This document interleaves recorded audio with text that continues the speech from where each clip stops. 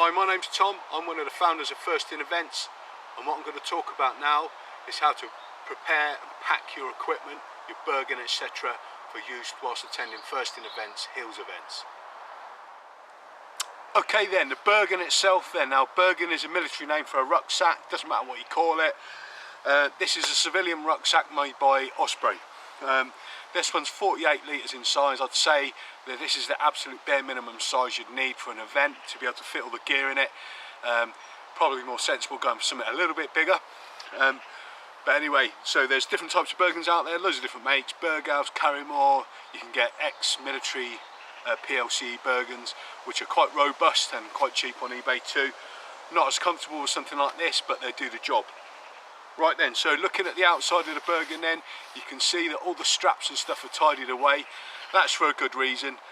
If they're flapping loose, it gets really windy up on the hills. If they're flapping loose, they can actually be a hazard. They can whip you in the eyes and stuff, especially the ones on the front of the Bergen here.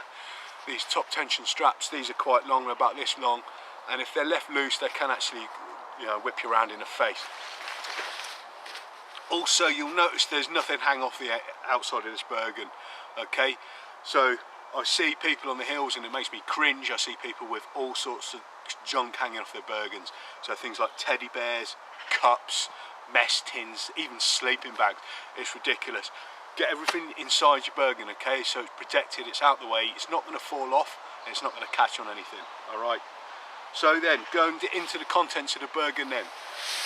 Top pouch, okay, so in the top pouch itself you want to have all your stuff that needs to be immediately accessible and all your sort of smaller bits and pieces. So first thing I'm going to pull out of here is my med kit. Okay, this is a Life Systems Trek first aid kit. Great little bit of kit. What I've done is I've added a few bits and pieces of my own stuff in there. So I've got stronger painkillers, I've got a few more plasters and stuff, and also I've got a blister kit in there too, because you probably will be getting blisters on events if your feet aren't prepared. So opening it up then, it's got a couple of little pouches and stuff in there. All I'll say is make sure you know what's in your med kit and you know where to find it, okay? Don't just buy it and then throw it in your Bergen. Have a good look in there, rummage around, and if you feel like adding any things like I've done, then go ahead and do that, but just make sure you know where everything is, what it's for, how to use it. Okay, next thing I've got in here then is a small Ziploc bag, okay? So what this is for is just putting any rubbish in there from snacks you're eating on around the route, so you're not tempted to just throw it on the ground, which I've seen quite a lot on other people's events. It actually is not the thing to do, okay? So make sure you've got something to put all your rubbish in on your way round. Next thing I've got in here is a notebook and some pens and stuff. This has got waterproof notebook paper inside, but I always put it in a waterproof bag of some sort anyway, because if it gets totally saturated, you've only then got to dry out the whole thing when you get home. It'll make all the pages stick together and the ink run, stuff like that, okay? So what you can use this for is noting down any timings, grids, RVs, stuff like that, emergency numbers, and also if you was to come across a casualty of any sort, you could note down all his information or her information, ready for the emergency services to arrive. And that's in an orderly bag, a little bit like my map case that I always use. Okay, next thing I've got in here is another orderly bag actually. This is a smaller one, and this has got all my little bits and pieces that I need to keep waterproof at all times in here, okay? So one thing I've got in here that's I think is a really good idea to carry is a little power bank with the associated leads for your phone or whatever you're using, okay? So what this does, you charge this up, make sure it's good to go the night before, and you can recharge your phone whilst out on the hills, because we all know how batteries can die quite easily. I've got some toilet paper in here, enough said about that. Sometimes you go to a portaloo and it might not have any toilet roll and it's a bit of a nightmare. I've got a couple of lighters.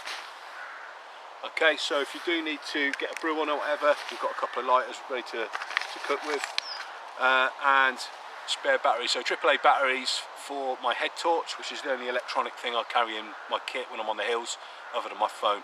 So I've got at least one spare change of batteries there. Talking of head torches, here we go. So I've got a petrol head torch.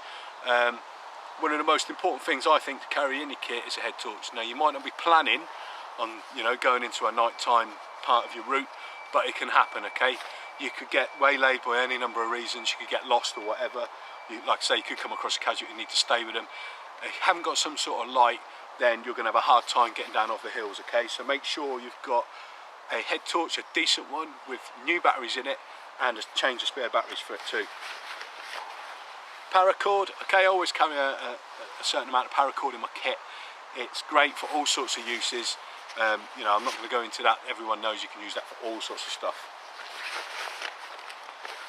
A multi-tool, okay, I carry a Leatherman multi-tool, great bit of kit.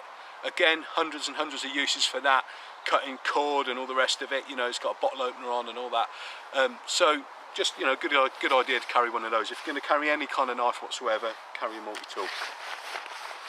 Okay, last thing I've got in here is a spoon. So, you know, if you've got rations and you don't carry a spoon, how are you going to eat them? You've got to have a spoon, okay? Always comes in handy, even if it's just for stirring your brew and they ain't got any stirrers at the brew stop, okay? Opening up the top flap then, what we've got on top here, you've probably noticed this, if you haven't you're blind, is a luminous Bergen marker panel. This is a safety item, we'll issue this to you. This is just attached by threading the actual top flap through it. It's just a loop of material, and this is for safety reasons. So if you do go wandering off route, we can spot you a mile off, get some safety guys out to you and bring you back on route, okay? On the inside of the top flap then, what we've got here, this is another little pouch on the inside. On this type of Bergen, they don't always have them, but on this type of Bergen they do. Inside here, what I've actually got my car keys there attached to the little hook thing and my wallet. So what I don't want to be doing really personally is having that sort of stuff in my pockets whilst I'm running around on the hills. Firstly, your wallet will get absolutely saturated. Secondly, you could potentially drop it. If it's really nasty up there, stormy and rainy, and maybe if you put your pants in your pockets because you're cold, you could potentially drop that and not notice it, okay? So what I find it's best to do is just to tuck it away in a place where you're not really going to use, like your top flap. Another couple of things I've got on here, I've got a red siloon, so a good idea to carry one of those. If you do come across a casualty or you're lost or whatever, you can put that in your Bergen or tie it to a casualty or to his kit, and that marks it, you know, if it's night time. Also in here I've got one of these survival blankets here. This is like a kind of a posh version of one. It's got like a waterproof outer. It's like more like a bivvy bag, like a sack, rather than just a blanket. But a emergency blanket's always a good thing to carry. If someone's, you know, hypothermic and they're injured on the hill, you can wrap that around them and it's a lifesaver. And it just weighs virtually nothing. On the outside of the Bergen then, there's like a stuff pouch here, and what I've got is a little waterproof bag. And in here I've got all my hats and gloves and stuff, okay? Now, you know, you carry and you wear what you want, but what I always have in here as a backup is a woolly hat of some sort. So if it is really cold, then you can whack that on your head and that really does help you out with retaining body warmth. I have a couple of pair of gloves. I've found personally that it's nice to have a backup pair of gloves if it's really cold and then it starts hammering down with rain. You're out, you could be out for hours and hours. It's a good idea to carry a second pair of gloves. Personally, what I do is I carry a windproof pair that's lightweight and then a slightly heavier duty pair that's waterproof. Okay, snuds. So a snud is like a tube of material that you can wear as a scarf. You put your head through it, you can pull it up over your face, you can cover up your ears and all that when it's freezing cold and windy, okay? So that's one thing, really good bit of kit, folds up super duper small. You can actually put that in your pocket or in the pouches on your outside of your Bergen that are accessible. Good idea to have that nice and handy. I also carry a shamag, maybe it's just an army thing, I don't know, but again, just like a good sort of scarf type device. Right then, going into the Bergen itself then, I'm going to open this up now.